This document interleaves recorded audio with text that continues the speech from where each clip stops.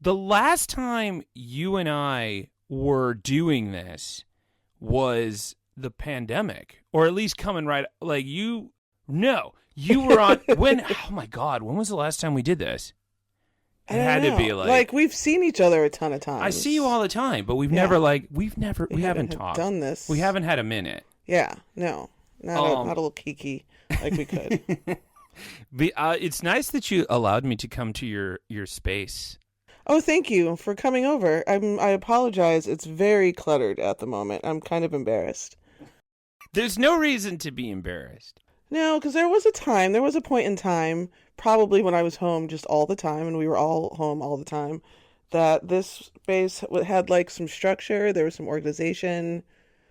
Books were where they needed to be. There wasn't exercise equipment in here.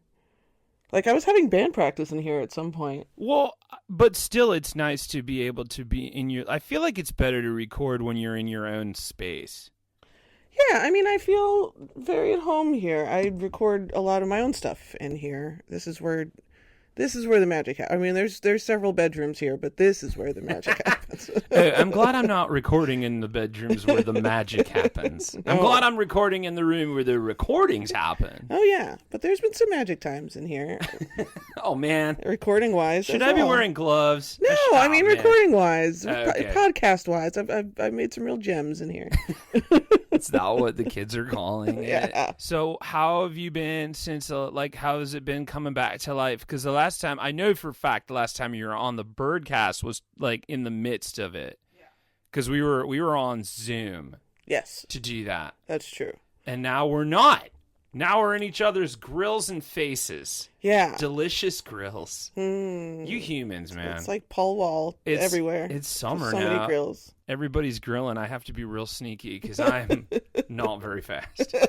Also, not very, I'm not good to eat. I'm stringy as fuck. I was going to say, well, you're cute. Appreciate it. And you're fun to hang out with. You do not, and please don't take this wrong way, look delicious. Oh, you know what? I'm gonna take that the right way. Yeah. I'm gonna say that maybe I'll get out of here, which is great.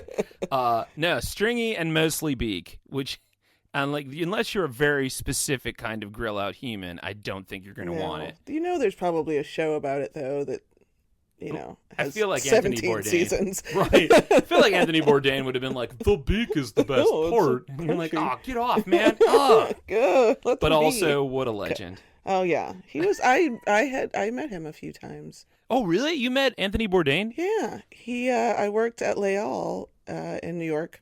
Explain to the kids what Leal is, so they all know. It was a restaurant that he had worked at. It was a French bistro. There were two of them in New York. One in like the financial district, and one Central Park. I can't remember if it was west or east. It's been like 20 years. But is that where the Kitchen Confidential stuff came from? For the most part, like I said, I haven't read that book in a really long time. But he was like a stakeholder, part owner by the time I was working there. And he didn't work there anymore. He'd already been on the show and traveling the world and blah, blah, blah. But every time he was in the city, he'd have to come in and like, sign some checks or whatever and sign some books more than anything else. Whoa. And he would just like walk in and you were just like, hey, I don't know why I'm telling your story for you. Oh, no, I was the front desk person, the host.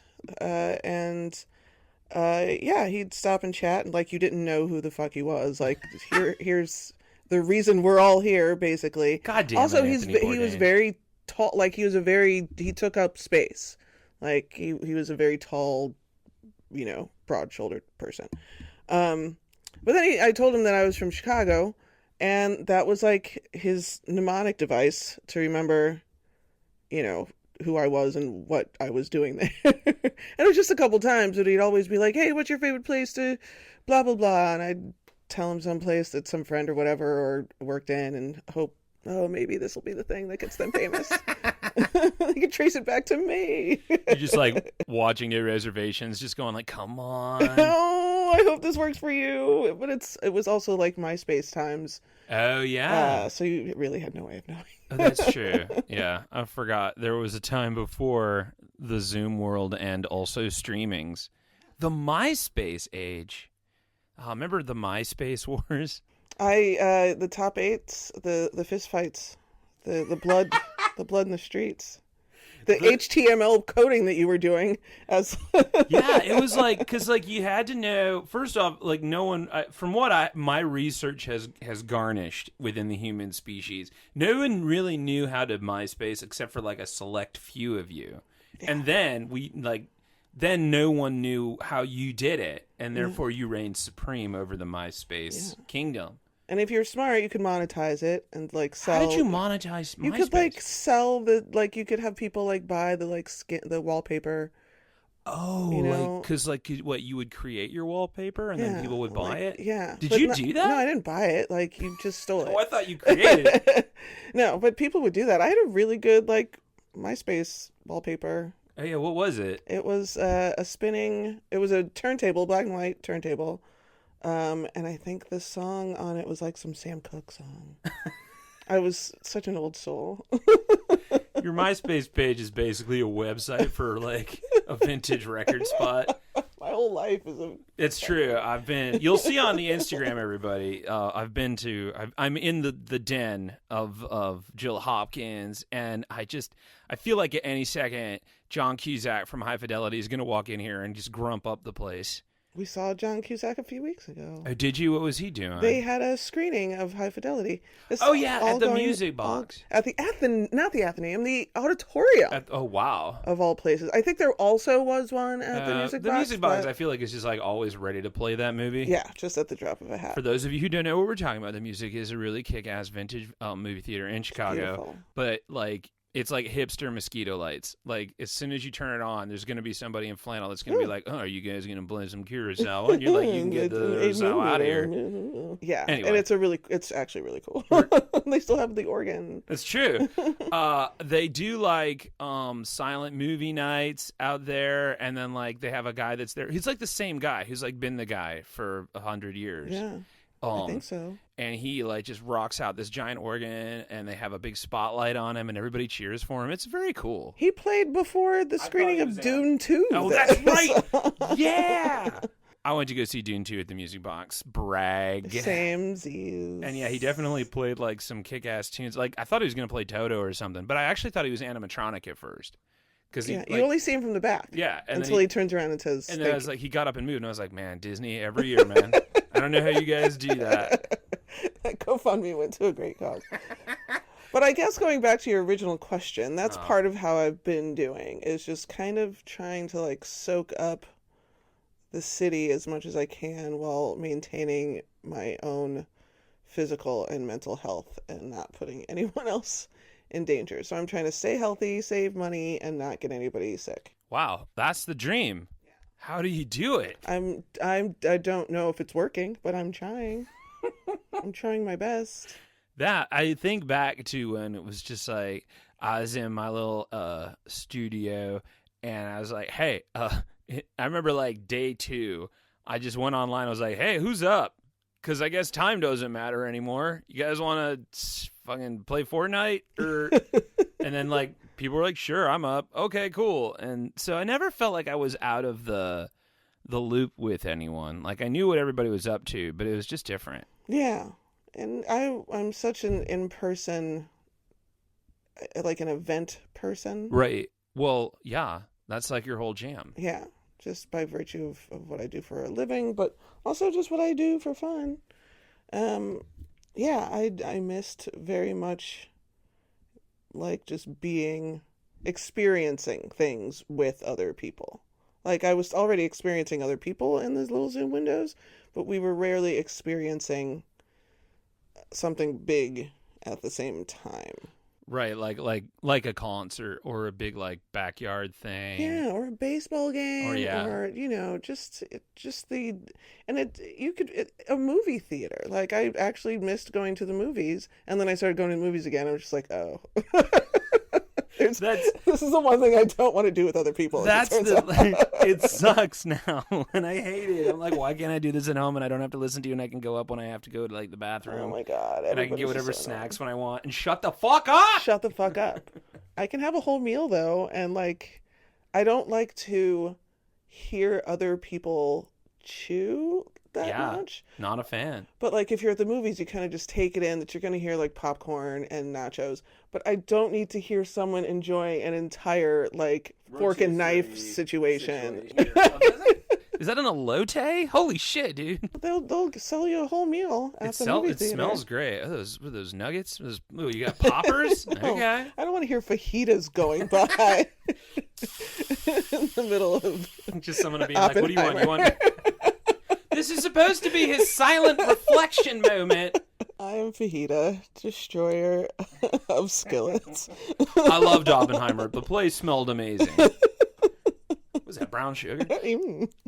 That's why I like, if I'm gonna go to the movies and see like a horror film, which is like relies on silence and tension, I will go to like a matinee when there's no one there. Ooh, that's good. And the added bonus is that when you leave the theater, it's sunny outside, so the monsters can't get you. Yeah, obviously.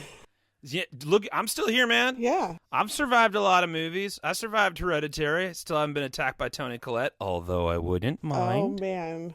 Get in line. Get after me, Tara, and all of your United States. Oh, she's so great. Dreamy. Oh, okay. I watched Immaculate last night for a stream I'm going to be on next week.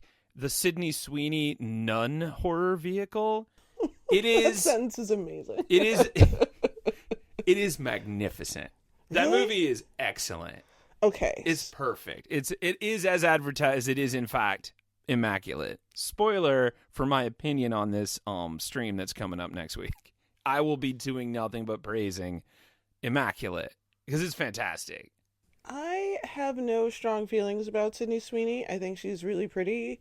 And I think she's a fine actress. She's really good in Euphoria. Yo, and White Lotus. Even though I did not like season 1, I liked her in White Lotus. She was good in White Lotus. She was the perfectly she played like uninteresting rich girl super well, Yeah. and I couldn't tell if it was her doing that or if she's just like that. That's how you know. But I didn't care. Yeah. I was like, I don't care. You're nailing it. It's cool. Yeah, she's good for her. She doesn't. I mean, I think her family might be kind of Trumpy or whatever, but like.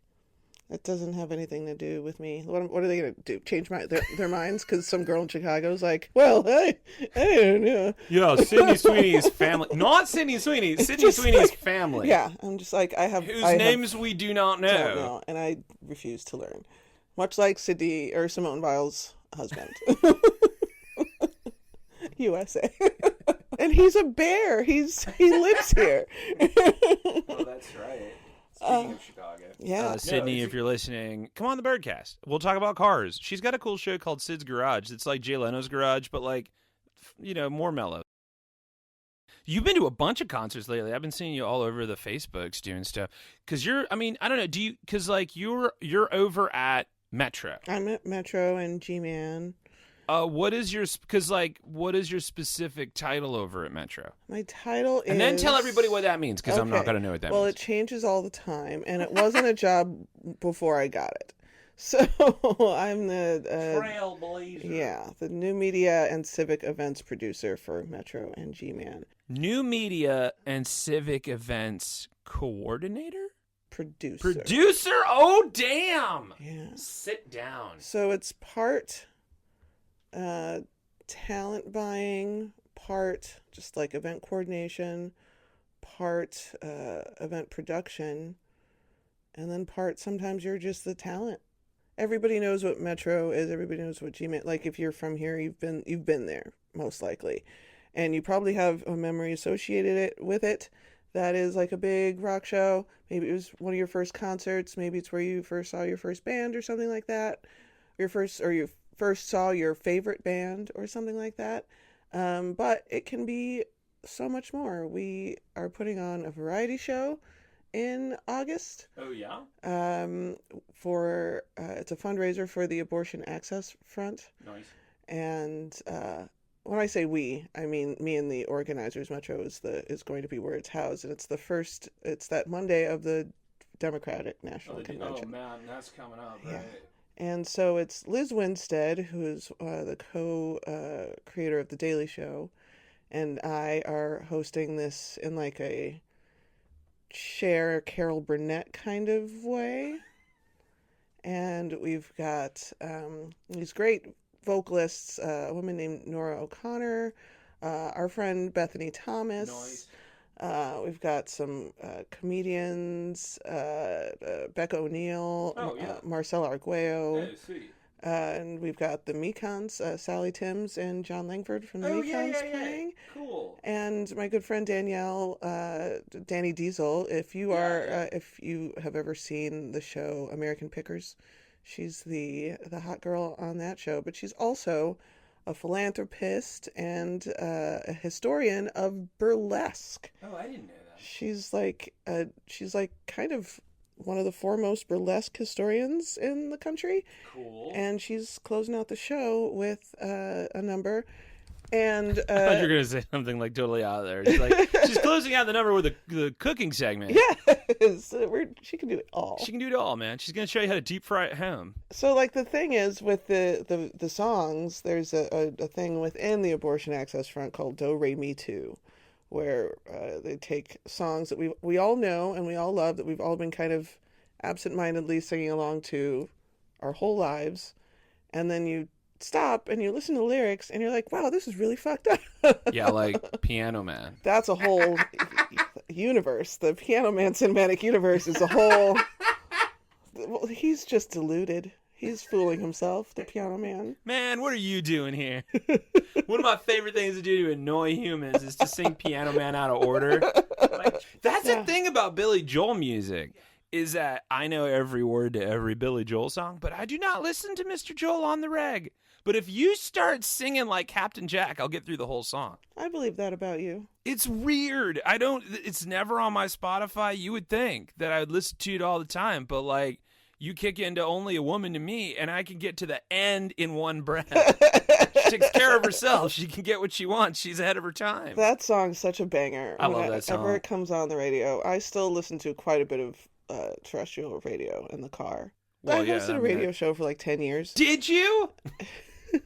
And I still have it as my number one preset, despite the fact that the station does not really exist anymore. Yeah. Still bummed. Still bummed. Ooh, I get real upset. That. But let's talk about good things. Yes. Metro. Why Metro? Why did you end up over at Metro? What the fuck? Well, when we got out of the stay-at-home all the time part of the pandy, and we were going back to the office, and I was going back to the radio station, but it did not feel the same because it wasn't the same.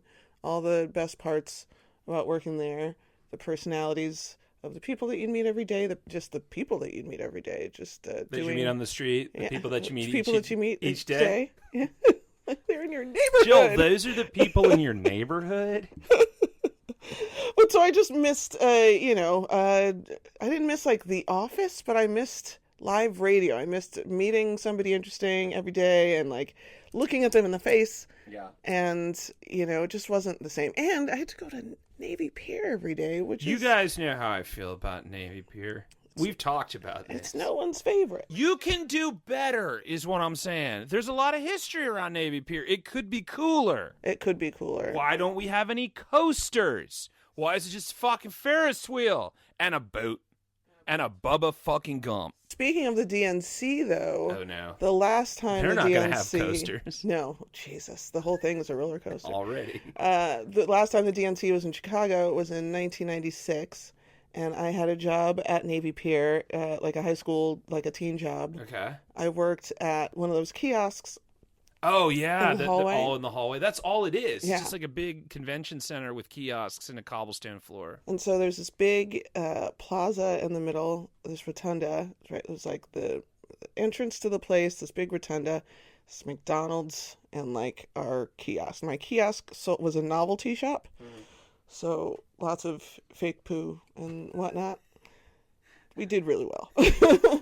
But while the DNC was in town in, once again, 1996, every hour on the hour for a week, while I was working at Navy Pier, these very upbeat, like, youth, the whitest people you've ever seen, with like little Britney Spears headset mics, would come out and lead all the delegates, because, they're all tourists, and they're all there, would lead them in a rousing rendition of the Macarena. No. So every hour on the hour for 5 straight days No. for like a full shift a day.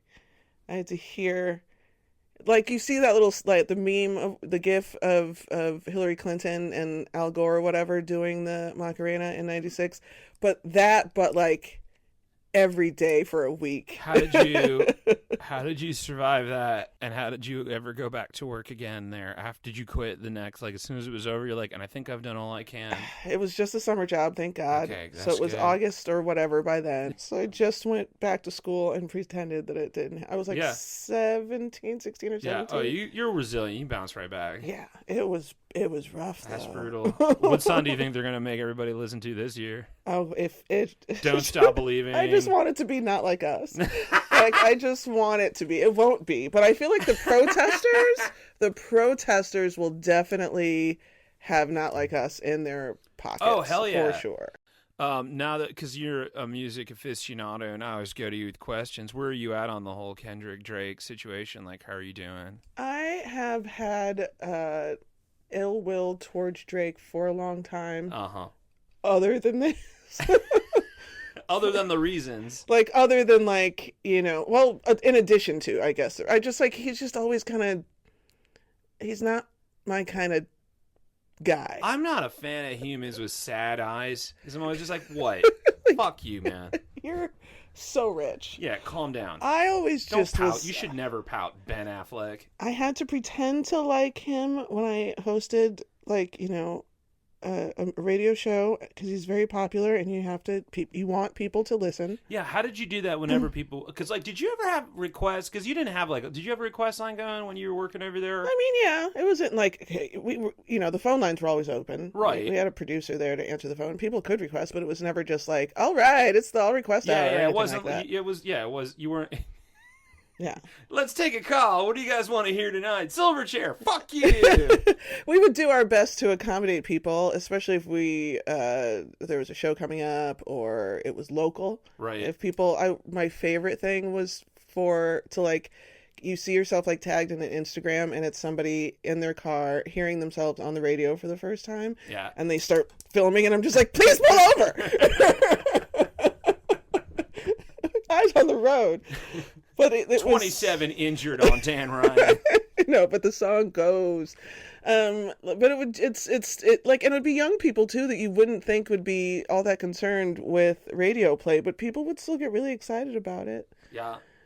So we didn't take like a huge number of requests, but we were also we took calls just to have conversation. We like, right. You know, it was. I remember when I called in for your last day. I think it was. I think so. So how did you handle people requesting or discussing Drake? We discussed Drake on more than one occasion, and because we'd always have like these panel discussions. We called it Feminist Wednesday, where we'd dedicate like most of the second hour to just like whatever the women's topics of the day, the career topics of the day.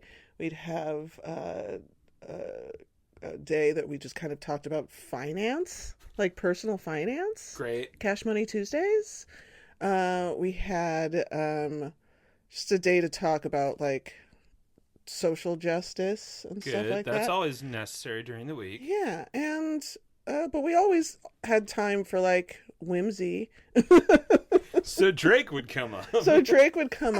Fairly often, but he was also just very popular at the time. You can't not play Drake. It's true. Especially if he's like putting out summer jams. You're like, God damn it! It is so kind of a jam. It's so goddamn catchy. It does make me want to go outside. I know. But then you just start finding out about like what a weirdo he is, and I'm just like, ugh. Why did you get a necklace made with all of the diamonds? Did you hear about this? No. He got like a chain made that has 50 diamonds in it. Okay. And it's one diamond for all of the engagement rings that he's ever bought for women. Whoa. Wait, not the rings themselves. Like, I don't know if he's taken the stones out of the rings or if he bought identical stones. That's a weird flex. It's so weird. I'm just I'm like, disappointed over 50 women. I know. But they're so pretty. Only the finest girls are sick of my shit. If you're going to annoy some, then make sure they're a 10. I'm saying. And Gross. he's annoyed like every 10 out there. So, I mean, it couldn't be me. I've only annoyed several 6s in a row. I think I've annoyed about a 5. That's where my standards lie. I'm like, hey, we're cool, right? All right, where are we going? It's just Culver's. Butterburgers. Honestly, we didn't say. I mean, I'm a pescatarian, but I love those fries. Oh yeah, they got good shakes and stuff too. It's true. I mean, I married a straight hottie, but I will neither confirm nor deny because your husband is a friend of mine, and I don't want him to think that like, no, he's a hottie. He's a fucking hottie. mountain giant. He is, but I annoy him every single day. Good. He can take it. Yeah, I mean it's reciprocal, and isn't that marriage? Just I don't know. I don't see a chain, so it must be working. I'm happy with it. Oh, so I do it on purpose a lot. We're both oldest children. I think we just need someone to just poke at. Yeah, I get it. You got to. I mean, I feel like I don't get to annoy enough people, which is why I have a podcast. Yeah. But the thing about having a podcast is people have to opt into the annoyance. I know, but that's the fun part, because then they're like, oh, this will be a lovely ride home. Wait a minute, Hey! fuck you! Shut Wait up! a second. Pull over and take an Instagram of me being mad. All right. So Thanks for pulling over. So now we know where you stand on the Drake Kendrick thing. I'm glad we worked that Also, out. Kendrick Lamar is a super dope rapper. He is a super and a good person, from what I understand. You know how he won the Pulitzer? Yeah, I remember that. I think I talked about that. It was like it was a big deal. Yeah. The guy who came in second is my buddy Ted from high school. Wait, what? Really? His name is Ted Hearn, and Ted. He I think he put it on his website that he lost to Kendrick Lamar. I would. I'd be like, hey man, I'm almost as good as Kendrick Lamar. He is at stuff. He has been a stellar musician since the day I was a senior and he was a freshman. You're talking about Ted. Yeah, and I was gonna say you and Kendrick. I didn't know you guys went to school. I was in Compton for a while. But no, Ted has always been just like a prodigy. And Ted Hearn is his name, Hearne. You guys Google him. He's the second greatest Pulitzer Prize nominee. He makes a lot of wonderfully odd, great, funky, jazzy. He and Saul Williams did something great together not that long ago. Nice. Yeah. There's been so much Beyonce between then and now. We've gone through. We're in country now. We're like 3 albums past that now. Yeah, that's how long it's been since we've talked about music in general. Oh, even though we hang out a lot, we never talk about music. Yeah, and I don't know why. Because I don't want to make you feel like you're at work. Well, also we're sometimes at a pinball arcade. That's true. Those of you who follow me know the affiliation I have for Logan Arcade. We're doing a stream on the 18th, by the way. Get hyped. Do it. We're going to probably have a new table, because I know they have a new one over there. Is it that barbecue one? Yeah, have you played that? I have. It's really fun. I love that game. It's really fun. It is hard to do. It brings up a lot more questions than it answers. I'm just like, who are these people? It is literally a meat-themed pinball table. Yeah. Where the pop bumpers are little grills, and when you hit them, they sizzle. American Pinball. Love you guys, of course. If you have you don't want to see like meat being prepared. It is difficult to watch. Yeah, there's just like turkey legs on a grill, and that's just like That's just what's on the screen. Just on the screen. Whole time. Yeah, it's very like that machine is not vegan. The machine is absolutely not vegan. Don't lick the screen. Don't eat the machine. But yeah, we rarely talk about music because we're talking about the world, or we're talking about what's how our day was, or whatever. Where are you at on the French shit in the Seine protest? Well, I heard that you j'aime France. J'aime la France. Well, I guess it's like saying ATM machine. You just say j'aime la France. I am non means bread. I'm happy for them. They haven't even done it yet. You know, my biggest problem, well, not my biggest problem with fascism, but like no, what could it be? One of my problems with it, and it's on the low end.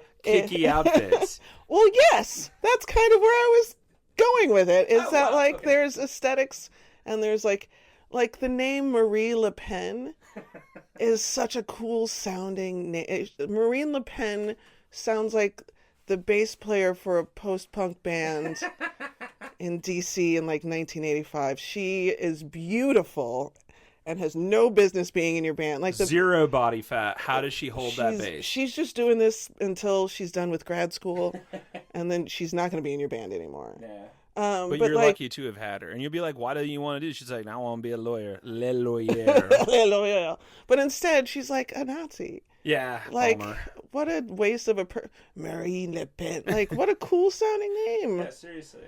I also love the idea of shitting in the river, Yup. but in practice seems more uncomfortable for the shitter. Oh, first of all, there's no easy place to shit in the Seine. No, I can't imagine that there is. What are you going to put your butt over that little bridge Listen, where the locks are? I would shit in a cup. Shit in a cup? Get, just put it in a little... It's France, so you take the poop bag, you cut a little hole in the end, and you pipe it gently like you would Whilst into an accordion plays in the background. And you explain it to someone as if they were your apprentice. First, you must swear. It's a swear. But I'm stoked about the Olympics in general, and I'm extra stoked that it's not us, because was this supposed to be the year that we were supposed to have it? This was supposed to be the year that Chicago had it, but they did the test. And the committee was like, no. No. And then I do believe all the rest of us were like, you can't even handle Cubs traffic on a Tuesday, and you want to host the Olympics? No.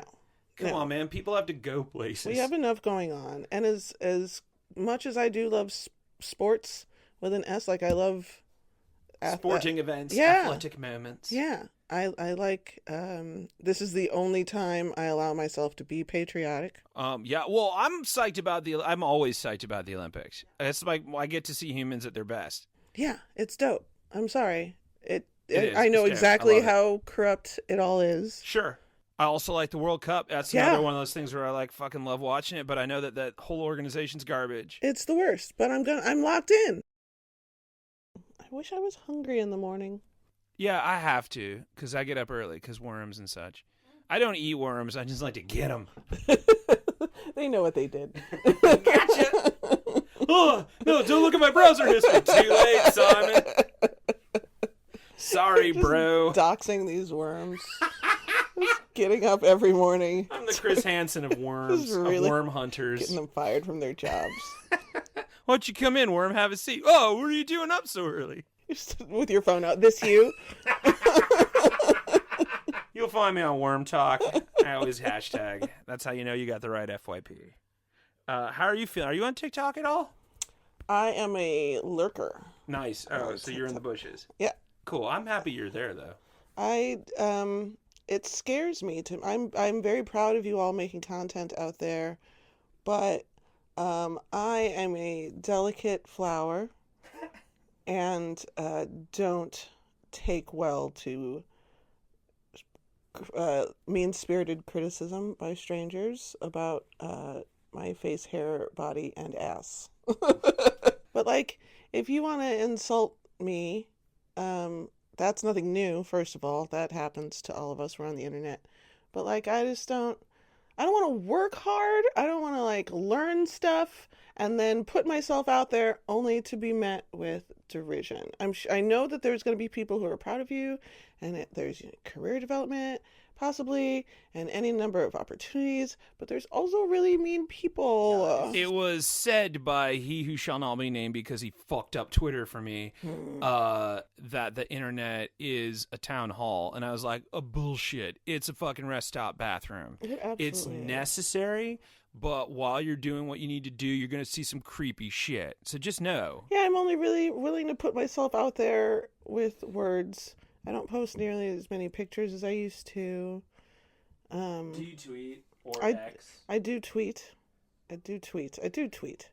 There's this, who is it? The flavor of the week is the Haktua girl.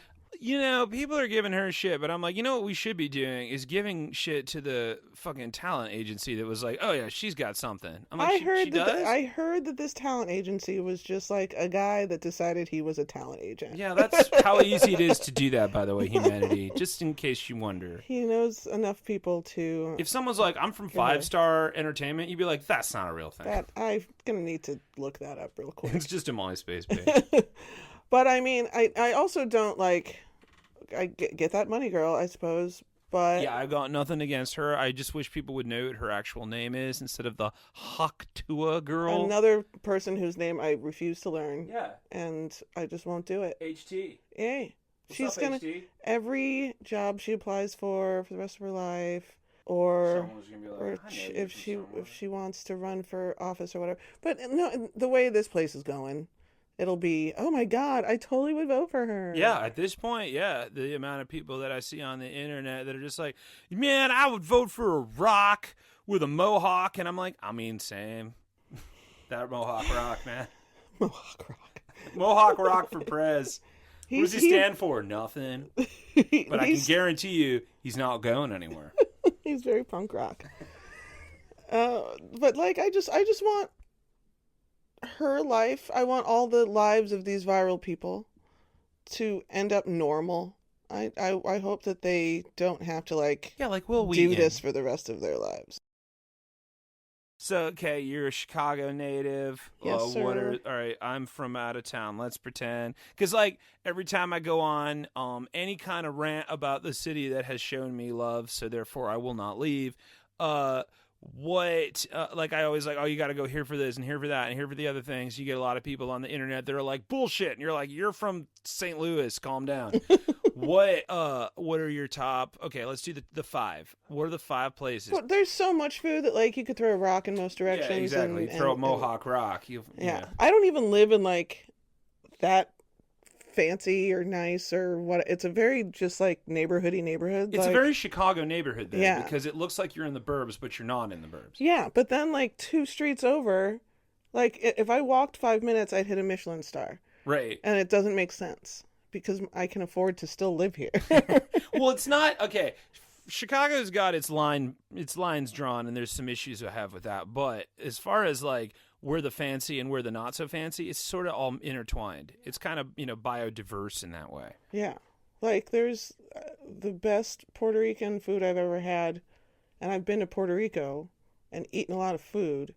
But the best Puerto Rican place ever is like down the street. And there's always a line. And it's one of the only things that that I'll stand in line for.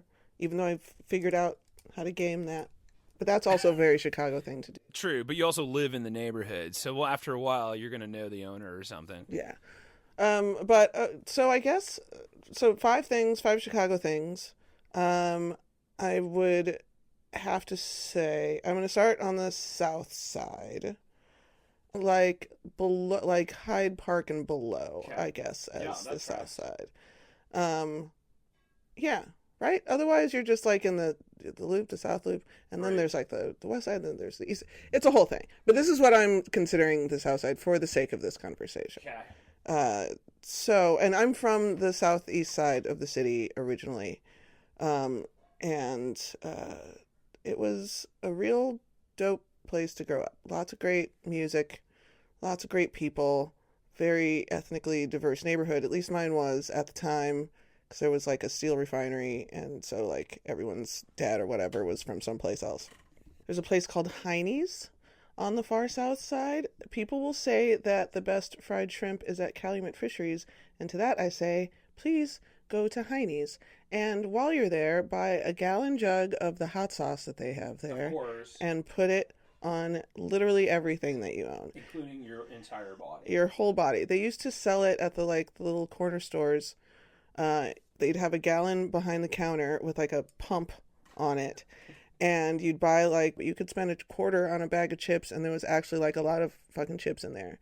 So you get a bag of Doritos or Funyuns or whatever, and slide that quarter over, and then for 5 cents a pump, they'd pump the hot sauce right into the open bag of chips, and you just walk out Iowa thinks they invented the walking taco, but it turns out they didn't have hot chips. They didn't have the Heine's hot sauce. Heine's hot sauce on a bag of Doritos, and you let it like sit and the Doritos get a little soft, like just a little.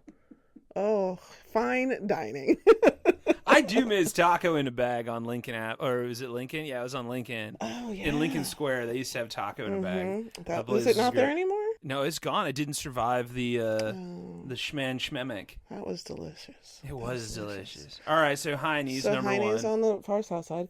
And then when you get up to Hyde Park, just take a walk along the lake. You start at Promontory Point, and at Promontory Point, live your life.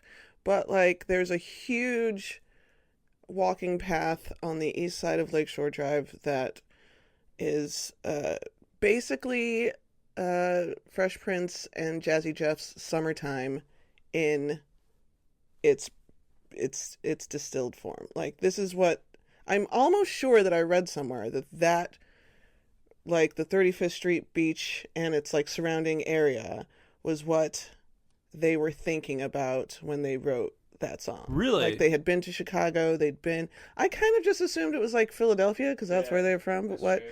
But then I'm like, well, Quincy Jones wrote the music, and like they had to get his permission, and maybe they were doing the show at the time, all of them, and like maybe he was just like, oh man, you got to come to Chicago in the summer, and that's a very bad Quincy Jones. Oh, I thought he was here.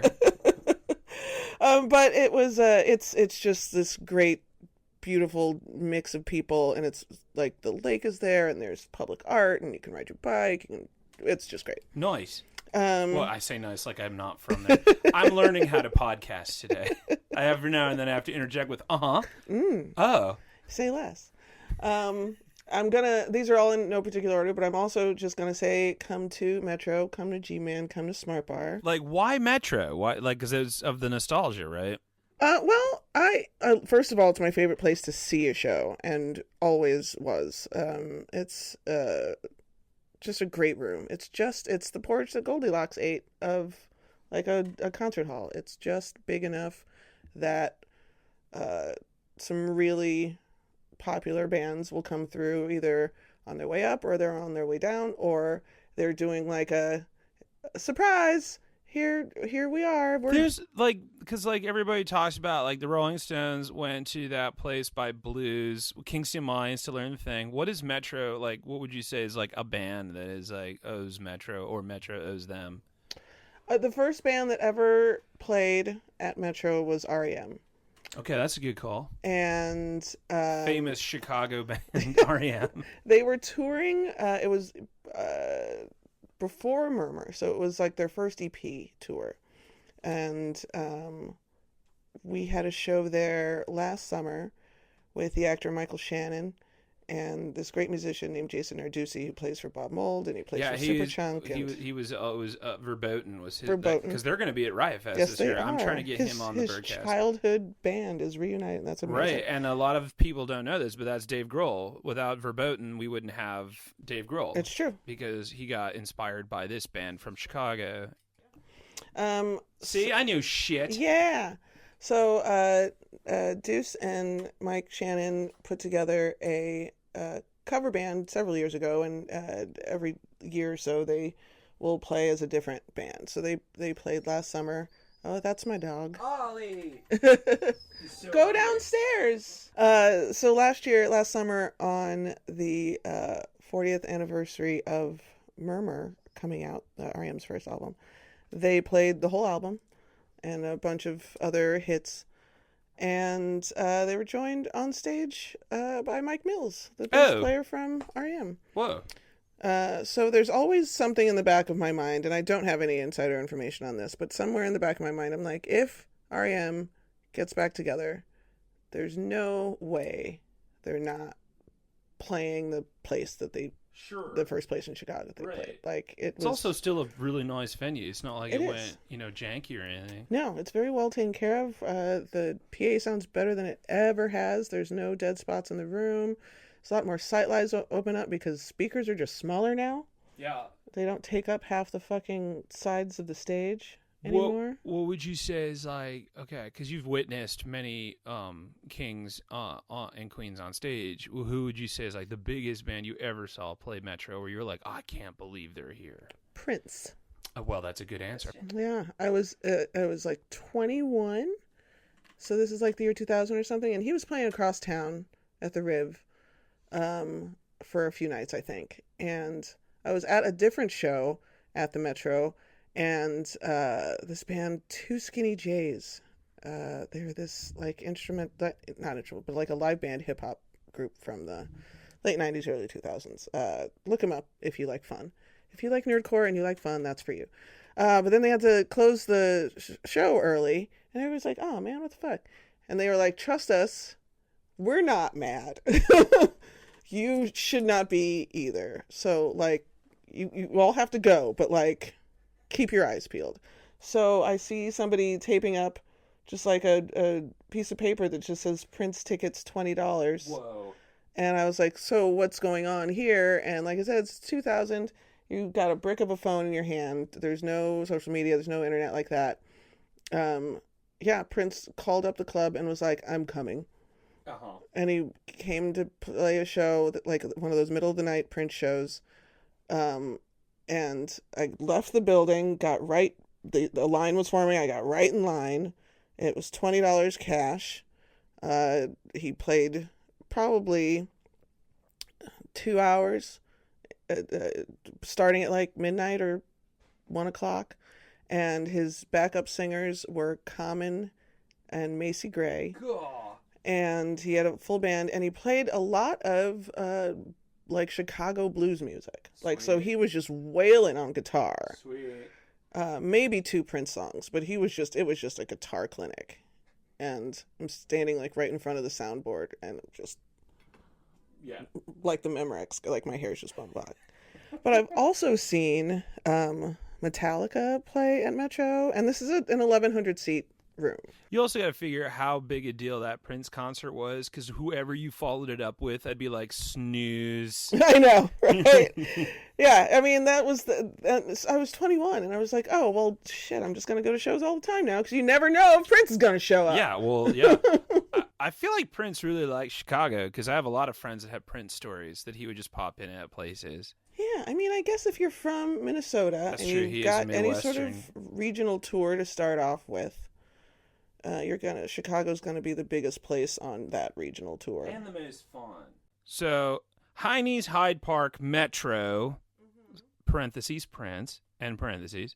Where else? We got 2 more on the list. I do love the Logan Arcade, and I bring all my out-of-town guests there. It's a solid room. Going there later this evening with a friend from Milwaukee to play the Godzilla game. Oh, the virtual reality one they have there? Oh, yeah, by the way, they have a virtual reality game in this pinball museum. I thought it was going to be very cheesy, and I couldn't stop grinning. It's very hard for me to do. I'm very small, so I basically just crawl inside the VR helmet and I just take a nap. You can sit on somebody's lap.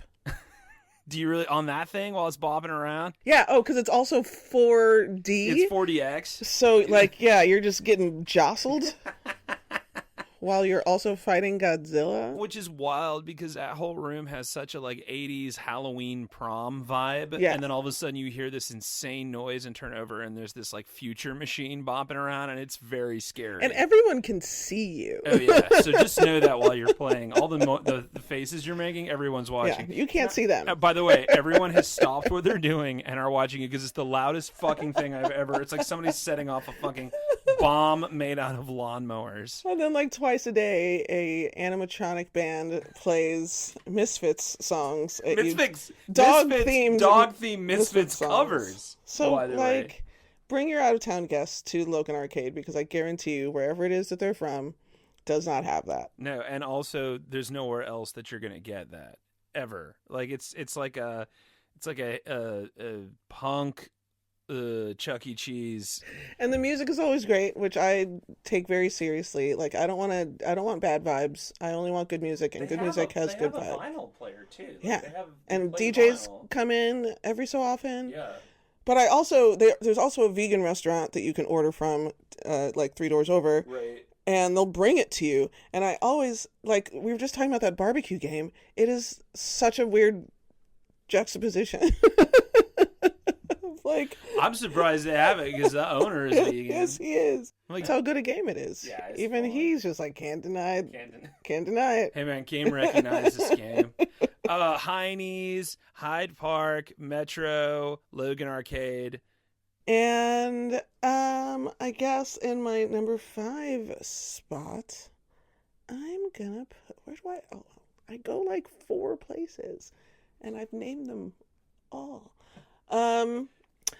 Come see, like, just do like a live lit thing while you're in Chicago. There's so many of them. It's true. Go see the Paper Machete on a Saturday afternoon. Go see a Moth on a Monday night. Go to any number of just like, grown folk stories or a Right Club. Right Club, Blackout Diaries. This Much Is True. Right. There's wait, don't tell me. You can still go do that. Yeah. If you want to know about Chicago, you're about to hear from Chicagoans about their Chicago lives, and that's probably the best way to get to know the city.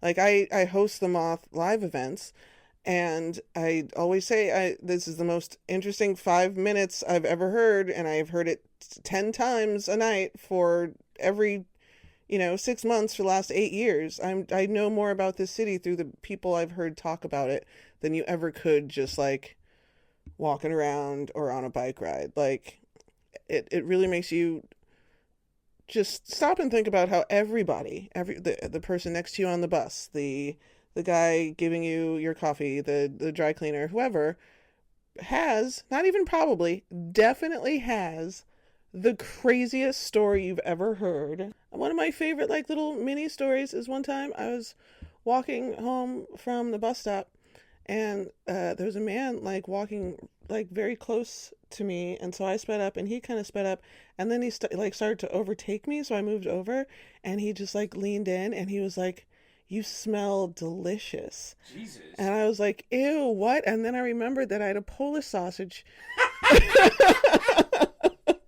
I had literally gotten so high before I walked into the Jimmy's Red Hots that I forgot that I had like a Chicago style Polish and fries in my bag, and I did fucking smell delicious. Like, this what man I love was about just... that is that I was like, "Oh man, did you call the police?" And you're like, "No," because he was correct, and I would have done the same thing. I was like, "What? Ew!" And then I just like stopped. I was like, "Oh, that's right. Thanks. I smell great. We're hanging out later." It's from Jimmy's. Where would be the best place to take a dump in Chicago?